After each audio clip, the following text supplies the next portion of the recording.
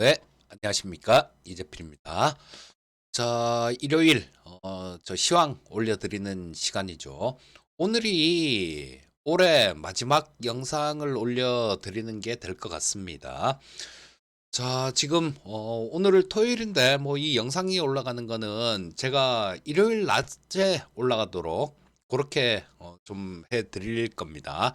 아마 우리 시청자님들이 보는 시간은 일요일 낮일 거예요.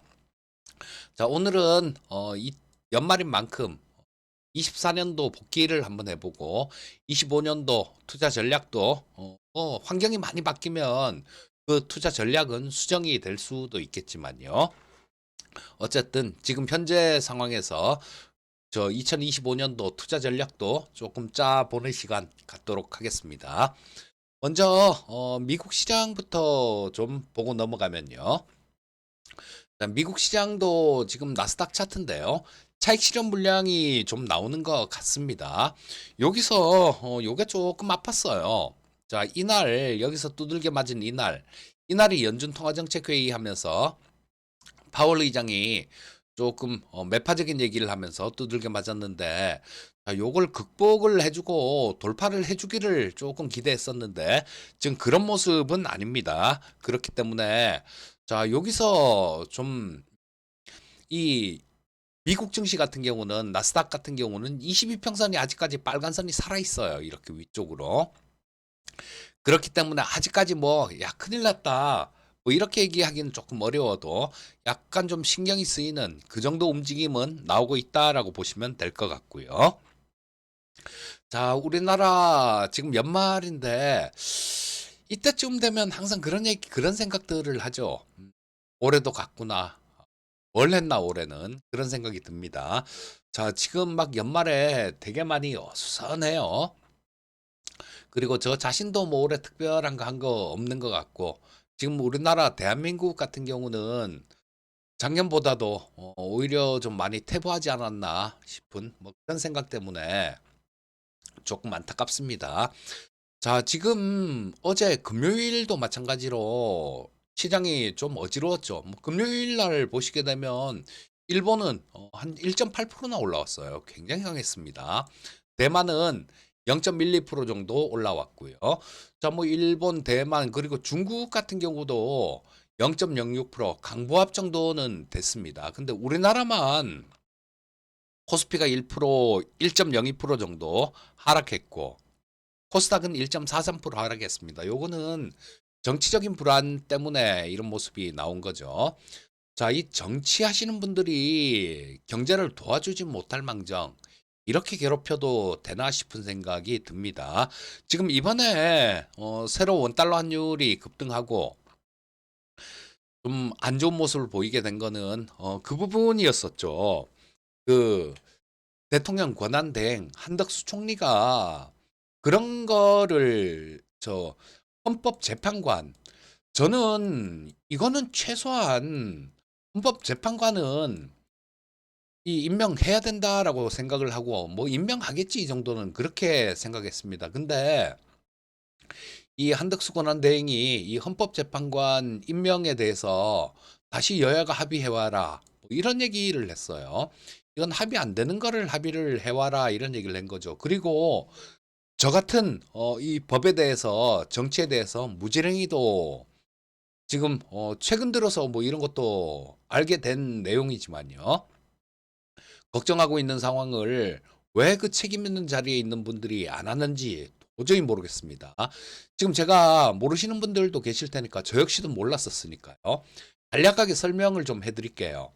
헌법재판관은 원래 9명 부인 체계 체제가 이게 완전체입니다. 9명이 완전체예요. 근데 이 헌법재판관 임명하는 거는 대통령이 3명을 임명을 하고요. 대법관이 3명을 임명을 합니다. 그리고 또 저 국회에서 3명을 임명하도록 이렇게 헌법에 돼 있대요. 헌법에 이렇게 적혀 있으니까 지금 6명이잖아요. 지금 현재 헌법재판관 인원이 6명입니다. 자, 이 대통령 몫의 3명하고 헌법 대법원장의 목 3명 이분들이 지금 6명으로 있는 거예요. 자, 근데 이 국회에서 추천한 3명, 이거를 임명을 안 하겠다라는 얘기 아닙니까? 이거는 누가 봐도 조금만 파고 들어가 보면 이거는 아니다라는 걸 알 수 있는 내용이에요. 지금 헌법재판관이 6명인데 뭐 이걸로도 탄핵 심판을 할 수 있네 마네 이런 얘기들 있습니다. 그런데 지금 임명을 안 하잖아요. 그러면 4월 달이 되게 되면 헌법재판관 2명이 또 임기가 만료가 된대요. 임기가 끝납니다. 그러면 헌법재판관 4명밖에 안 된다는 얘기예요. 4명 체제 하에서는 탄핵이고 뭐고 헌법재판소에서 할 수 있는 그런 것 자체를 못 합니다. 그러니까 지금 이거를 임명 안 하고 끌고 임명을 안 한다는 거 이거는 헌법재판소에서 대통령 탄핵은 물론 다른 일들 뭐 그런 것들도 마찬가지고 가장 중요한 게 대통령 탄핵이죠. 탄핵에 대한 판결을 해야 뭐 나중에 대통령이 업무에 복귀를 하거나 아니면 탄핵이 되면 저거를 또 새로 투표를 하거나 그럴 거 아닙니까? 자, 이 상태로 이렇게 끌어서 4월 달까지 끌게 되면요. 헌법재판관 2명 임기가 만료가 돼서 4명밖에 안 돼요. 그럼 아무것도 못 합니다. 지금 이런 어지러운 상태를 다음 대선 있을 때까지 그때까지 끌고 가겠다는 얘기입니까? 이거는 상식선에서 봐도 저 같은 법에 대한 무지랭이가 봐도 말도 안 되는 거예요.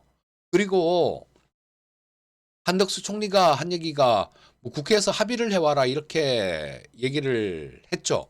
근데 여당 야당 벌써 대통령 그 계엄 전에요. 여당이 1명, 국민의힘이 1명, 그다음에 야당이 2명 이렇게 추천한 겁니다. 그 전에 추천한 거예요. 자, 그때하고 지금하고 상황이 달라진 거는 그쵸? 계엄으로 인한 계엄이 있었고 그로 인한 대통령 탄핵이 있었던 것뿐이에요. 자, 이 얘기는 저 한덕수 총리가 시간 이렇게 질질 끌게 되면 못하니까 그 지금 상태를 질질 끌고 가겠다는 얘기밖에 안 되는 겁니다. 그래서 이거는 진짜 있을 수도 없는 저는 야당이 이거 잘했다라고 생각합니다. 왜? 이런 상태를 2년간 끌고 갈 수는 없지 않습니까? 그리고 빨리 임명을 하고 지금 대한민국이 가장 안정이 되려면 주식시장도 그렇고요. 가장 안정이 되려면 이게 착착착착 계획대로 착착착착 진행되면서 뭔가를 보여줘야 돼요. 외국에다가. 우리 그 대통령 탄핵될 것 같은 분위기, 탄핵되기 전, 이때 탄핵되기 될 것 같은 분위기들, 그런 분위기들 나왔을 때요. 그때 시장 막 국민들 막 여의도 가고 막 그럴 때 저도 이때 탄핵이 국민의힘에서 표결 안 들어오고 그러고 난 다음에 저도 여의도 갔던 사람입니다. 근데 이거는 어떤 정치색이 있어서 갔던 게 아니라요. 이건 아니잖아요. 이거는 대한민국 국민이라면 이건 아니다라고 봅니다. 그래서 한번 갔어요. 근데 되게 춥더라고요. 근데 저는 뭐 애국심이 부족해서인지 그 다음에는 안 갔습니다만 거기서 가서 봤던 게 학생들이에요. 학생들. 어린 학생들. 그 어린 학생들이 왜 그렇게 추위에 나와서 떨어야 됩니까? 그리고 지금 이런 상황을 대통령이 없고 이런 상황을 계속 끌고 가면 대한민국 어떻게 되겠습니까? 미래 세대에는 진짜 엄청난 짐을 주는 거예요. 엄청난 죄를 짓는 겁니다. 미래 세대들, 우리 애들한테 진짜 씻지 못할 죄를 짓는 거예요. 어쨌든 헌재에서 뭐 판단은 어떻게 나오든 그건 두 번째고요. 일이 진행될 수 있게는 해줘야 되는 게 그게 임무 아닙니까? 국정을 뭐 권한대행이라고 하더라도 대행을 받은 사람의 임무 아니겠어요? 그리고 어제 장 초반에 원달러 환율이 뭐 좀 급등하는 모습이 나왔는데 이거는 또 그 장관들 이분들도 이해가 안 가는 분들 이해가 안 가는 그런 행동을 했죠, 어제. 그러니까 뭐 국회에서 탄핵소추안 뭐 이런 것들 하니까 그건 국무위원 전체를 탄핵하는 것과 같다. 이런 얘기를 했는데요. 이건 뭐 국민 상대로 협박하는 겁니까? 시장 상대로 협박하는 거예요? 경제를 볼모로 잡고 협박하는 겁니까? 그분들은 그럴 게 아니라 안정될 수 있게 지금 사실 그렇잖아요. 그 계엄 있었을 때 그때 동조하거나 방조하신 분들이 지금 장관님들의 대부분 아닙니까? 이거 왜 그냥 두겠습니까? 국정 좀 안정시키라고 그렇게 그냥 두는 거 아니겠어요? 국민들도 대부분 저도 마찬가지로 너무 막 이렇게 심하게 그렇게 돼서 국정이 좀 이렇게 어려움에 빠지는 일은 없어야 된다라는 생각에 최소한으로 하고 그렇게 돼야 된다라고 생각을 하는 사람인데요. 그분들 같은 경우도 그런 혐의를 받고 있는 분들이잖아요. 그럼 반성하고 뭐 진짜 수계는 그 대통령이지만요. 지금 탄핵당한 대통령이지만 그분들도 그 책임에서 완전히 자유로울 수는 없는 분들 아닙니까? 근데 그분들이 때로 나와서 뭐 감당할 수 없는 상황에 빠질 거라고 뭐 이런 얘기나 하고 그러면서 원달러 환율이 확 치솟아 올랐잖아요. 1480원 이상 어제 금요일 날 장중에 그렇게 갔지 않습니까? 자, 뭐 오후에 탄핵되고 난 다음에는 국정 안정을 위해서 최선을 다하겠다. 뭐 그런 얘기는 하시던데 이거 계속 이렇게 분열되고 이런 형태로 가면 우리나라 굉장히 어려워질 수 있습니다. 미국의 포브스지에서 나온 뉴스가 있어요. 2025년 심각한 위기에 빠질 수 있는 국가 1위는 한국이라고.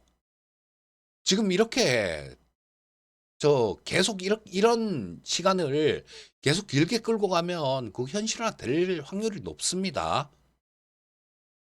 안정이 되려면 빨리 그 썩은 살은 도려내고 새 살이 돋아나게 만들어야 돼요. 자, 그래서 지금 아마 그 정치권 관련해 갖고 또 시끄러워질 수도 있겠죠. 자, 핵심은 이런 거다라고 보시면 될 것 같습니다. 최상목 부총리가 이제는 뭐 그 주말 휴일 지나고 난 다음에 이분도 마찬가지예요. 이분도 그 헌법재판관이요. 헌법재판관, 헌법재판관 3명 올라가 있는 거 국회 통과해서 올라가 있는 거예요. 그거는 저는 이거 무조건 임명은 해야 된다라고 생각합니다. 그렇지 않으면 아까 말씀드렸듯이 4월 달까지 가면 2명 임기 만료가 되는데 그러면 4명밖에 안 되는데 뭐 어쩌자고요. 그리고 헌법학자들 대부분 헌법학자들도 마찬가지 대통령에 임명할 수 있는 그 3명 이거를 뭐 국회에서 이렇게 올라간 거 이거는 안 되는 거다. 근데 지금 3명은 국회 추천목이기 때문에 해야 된다. 충분히 할 수 있다. 오히려 하지 않으면 이게 직무유기다. 이렇게 얘기하시는 헌법학자들이 대부분이에요. 그래서 이거 심판은 할 수 있게 돼야 되는 거 아니겠습니까? 최상목 부총리도 저는 만약에 이거를 헌법재판관 3명을 임명 안 하게 되면요. 이분도 탄핵되리라고 봅니다. 그러면 또 원달러 환율 또 치솟고 또 시끄러운 경제가 또 어려워지는 그때는 1,500원이 넘을 수도 있겠죠. 그런 정말 안 좋은 상황에 또 처하게 돼요. 자, 시장을 위기로 빠뜨리고 그런 사람들은 이거 솔직히 말이야 바른 말이지 대통령 계엄하면서 나온 사태 아닙니까 전부 다. 그러니까 경제부총리가 뭐 대통령 직무대행을 하는데요. 헌법재판관은 꼭 좀 임명했으면 좋겠습니다. 그래야 탄핵을 당하지 않을 거예요.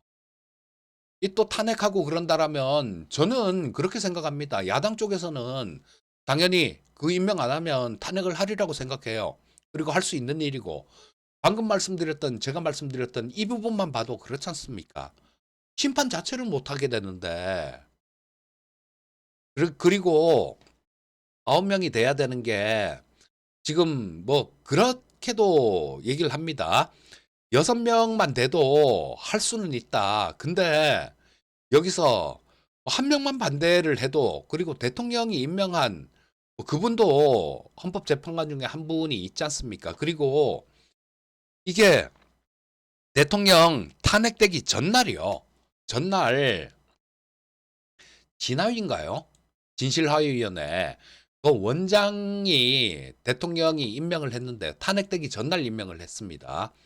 근데 이분이 그 지금 헌법재판소에 계시는 이름은 모르겠어요. 이름은 찾아보시면 나올 겁니다.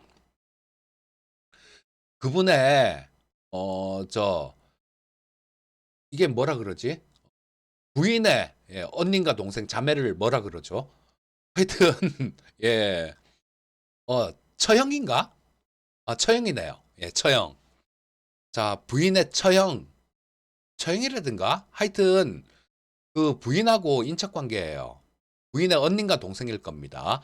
이거를 탄핵되기 전날 임명을 했어요. 굳이 탄핵되기 전날 계엄하고 난 다음에 탄핵되네 마네 그러는데 탄핵 그 투표하기 전날 임명을 했습니다. 그러면 이런 부분도 의혹이 있는 거예요. 공정한 재판이 되려면 9명이 돼야 되겠죠. 그거는 해야죠, 최소한. 그래서 자, 뭐 다음 주에도 또 시끄러울 수도 있습니다. 만약에 이 헌법재판관 임명을 안 한다라는 얘기를 하면 또 시끄러워질 거예요. 그렇게 되면 시장 또 한 번 고생을 시킬 거고요. 다행히 뭐 그런 부분들을 이렇게 좀 임명을 한다라면 조금 좀 안정감을 가져올 수 있을 겁니다. 자, 지금 정치권 핵심 관전 포인트는 이거예요. 자, 저 같은 사람은 이 정치에 대해서 얘기를 안 하는 그런 정치 상태가 가장 좋습니다. 왜 제가 주식시장이 정치에 영향을 안 받는 그런 상황이면 뭐, 저 테마나 저 정책이나 이런 쪽만 얘기할 것 같으면 정부 비판할 일도 없고 그냥 정책에 맞는 그런 종목들, 이런 종목들만 말씀드리면 되고 시장에 대해서만 말씀드리면 돼요. 근데 저 같은 사람은 이런 정치에 대한 얘기를 하는 거, 이런 상황이 정말 안타깝습니다. 빨리 좀 그런 얘기 안 할 수 있는 그런 상황이 됐으면 좋겠어요. 자, 지금 다음 주 우리 정치권의 관전 포인트는 그 헌재 재판관 임명하는지 그 부분이 될 거고요. 자, 이제는 이런 부분들이 잘 해결된다라는 그런 전제 하에서 지금 예, 좀 말씀을 해드릴게요. 자, 올해 이것도 마찬가지 보시게 되면요. 제가 좀 정리하고 있는 그런 엑셀 파일인데요. 연간으로 정리한 겁니다. 자, 지금 보시면 외국인들이 이전에는 샀죠. 자, 이게 한 27조 가까이를 매수를 했습니다. 27조 가까이를 매수했었는데 한번 볼까요? 얼마를 매수했는지. 자, 요거 그냥 자동 합계를 하면 나오죠. 요거를 7월 달까지 올해 1월 달부터 자동 합계를 해보면 24조 천억 정도를 샀었네요. 1월 달부터 7월 달까지 24조 천억을 샀습니다. 근데 지금 8월 달부터 시작해서 갖고 외국인들이 매도를 하죠. 그러면서 지금은 어제 종가까지 외국인들은 1조 4천억 정도를 순 매수했습니다. 근데 8월 달부터 팔기 시작했죠. 자, 이거도 정치하고 관련되는 그런 부분들이 있다라는 생각입니다. 왜 저렇게 매도에 나섰는지, 어쩌면 이들은 낌새를 좀 일찍 뭐 눈치를 챘을 수도 있고요. 저때 정확히 얘기하면 7월 17일경부터 외국인들은 굉장히 많이 매도를 했었어요. 자, 그때가 어떨 때입니까? 가만히 복기를 해보면요. 그때 국민들이 굉장히 많이 분노를 할 때였어요. 왜? 그 최상병 특검법 관련해 갖고 국회 그 저 해병대 사단장 나와서 막 이렇게 진술하고 옹색한 진술이죠. 그런 얘기들 나오면서 이때부터도 야, 이거 대통령 좀 있으면 잘못하면 탄핵될지도 모르겠는데 이런 분위기가 좀 있었습니다. 그러면서 그다음에는 뭐 김건희 특검법 관련해 갖고 뭐 저 영부인 관련해 갖고 굉장히 많은 구설수도 나오고 그다음에 명태균 게이트다 뭐다 이러면서 그런 것들 나왔지 않습니까? 그 과정에서 이렇게 매도가 나온 거예요. 즉 외국인들의 이 매도도 100% 다는 아니겠지만 지금 현 정부하고 현 정부의 실정 이런 것들하고 관련이 있다라는 얘기입니다. 자, 그래서 이런 부분들이 좀 정치적인 리스크 이런 부분들이 해소가 되게 된다라면 많이 팔았어요. 자, 이때부터는 얼마나 팔았는지 한번 계산해 볼까요? 자, 보시게 되면 이때 8월 달부터 계산을 해보면 22조 7천억 정도를 팔았습니다. 그러니까 많이 팔았어요. 팔 만큼 판 겁니다. 자, 이거 거의 뭐 한 20 몇 년 전 수준 외국인들 지금 우리나라 시장에서 갖고 있는 그 지분율이 한 20 몇 년 정도 전 수준 그때 이후로 가장 낮은 수준일 거예요. 얼마 전에 제가 뉴스를 봤을 때 한 31% 정도 외국인들이 갖고 있다라고 얘기를 하는데 이게 물론 그 IMF 전에는 우리나라 시장이 개방이 안 됐었기 때문에 거의 대부분 우리나라 사람들이 갖고 있었지만요. 그 이후에 가장 낮았을 때가 29%, 29점 몇 프로래요. 만큼 신뢰도가 떨어졌습니다. 외국인들이 오게 하고 지수가 강하게 움직이려면 우리나라 내부 정치 상황이 안정이 돼야 돼요. 즉, 뭐 내년까지 질질 끌면서 재판도 못하게 되는 상황, 이런 상황이 오면 이들은 더 던질 거예요. 자, 이런 부분들이 안정이 된다라는 전제 하에서 보게 되면 자, 뭐 지금 많이 팔았으니까 또 비었으면 채우겠죠. 그리고 원달러 환율도 마찬가지. 지금 토요일 새벽에 끝난, 뭐 오늘이 토요일입니다. 토요일 새벽에 끝난 시장에서 새벽 2시에 끝납니다. 요즘은 1,470원 정도 됐더라고요. 우리나라 정치 상황이 안정되게 되면 저는 이 환율이 이렇게 올라온 게 반은 미국이 올려놓은 거고 달러 강세, 트럼프가 되면서 달러가 상당히 강해졌죠. 반은 트럼프가 올려놓고 반은 우리나라 불안한 정치 상황이 올려놨다라는 생각이에요. 자, 그러면 우리나라 정치 상황은 조금 조용해지는 뭐 그런 모습이 나온다라면, 그쵸? 이런 부분들은 어느 정도는 저 환율도 아래로 떨어지지 않을까 싶은 생각이 들고요. 그러면 올해 전 세계에서 가장 못난 짓을 했는데 2024년도에 2025년도에는 좀 나은 모습이 아닐까 싶은 생각이 듭니다. 물론 변수는 있어요. 그래서 잘 챙겨봐야 되는데 뭐냐 하면 인플레이션이죠. 지금 트럼프의 정책은 이 물가를 많이 자극할 수 있는 그런 정책입니다. 그렇기 때문에 인플레이션 변수들 이런 것들도 하나하나 그때그때 계속해서 챙겨봐야 되겠지만 그런 아주 큰 전 세계적으로 글로벌리하게 큰 위기가 없다라는 전제하에서 우리나라는 정치가 안정이 되면 좀 좋은 모습을 보일 수 있을 것이다. 요렇게 말씀드릴 수 있겠습니다. 자, 그리고 뭐 짧게 뭐 매주 지금 2025년 한 해 뭐 요것만 하고 지나가긴 조금 섭하니까요. 기술적인 부분들 코스피 시장에서 그 부분만 간략하게 좀 보도록 하겠습니다. 자, 보면 이 전저점은 버티고 있는 그런 모습이에요. 자, 보시게 되면 이때 2360포인트. 자, 전저점이 여기서 버티고 있는 상황이고 지금 아래 꼬리를 이렇게 달고 있습니다. 그리고 다행히 그 최상목 부총리가 뭐 최선을 다하겠다 이런 얘기를 했으니까요. 이 헌법재판관 임명이 좀 되고 그리고 국내 정치가 조금 안정을 찾아간다라면 이 부분은 좀 바닥권일 가능성이 높다라는 생각이에요. 그리고 물론 글로벌리하게 뭐 경기 침체 같은 이런 부분들도 없어야 되겠죠. 자, 그래서 뭐 일단 다음 주에는 조금 반등이 있지 않을까 싶은 생각이 들고 다음 주라고 해봤자 장은 월요일 날 하루 하면 그쵸? 화요일, 수요일 휴장이고 목금 이렇게 됩니다. 자, 뭐 근데 어느 정도 반등이 있지 않을까 싶은 생각이 들고 자, 뭐 여기서 22평선을 돌파하는 게 가장 큰 숙제가 되겠죠. 여기서 또 이 지금 최상목 부총리마저 탄핵으로 가고 그러면 이거 아래로 깰 수도 있는 그런 상황입니다. 그러니까 월요일 시장에서는 그런 부분들 어떻게 흘러가는지 좀 잘 보시면 되겠고요. 좀 임명을 하는 게 순리일 거예요, 아마. 순리일 겁니다. 아이, 그 진짜 헌법재판관 내년 4월 달까지 임명 안 되면 2명 임기 만료가 되면 이거 심판도 못 하게 되는데 이건 아니잖아요.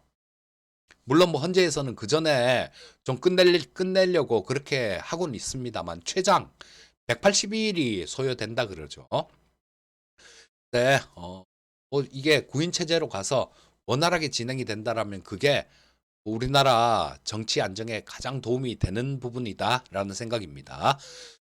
자, 뭐, 지금 분위기로 봐서는 특별한 거 없으면, 말씀드린 대로, 좀 반등 시도가 다음 주에는 조금 있지 않을까 싶은 생각이 들고요. 미국 증시가 빠졌지만, 우리나라 같은 경우는 그 우리나라 내부 사정으로 그동안 빠진 게 있기 때문에 이 부분이 잘 풀리면 반등 가능성이 있다. 요렇게 말씀드리는 겁니다. 자, 오늘은 요 정도까지 해야 되겠네요. 항상 성공 투자하시고요. 저는 다음에 또 뵙도록 하겠습니다. 감사합니다.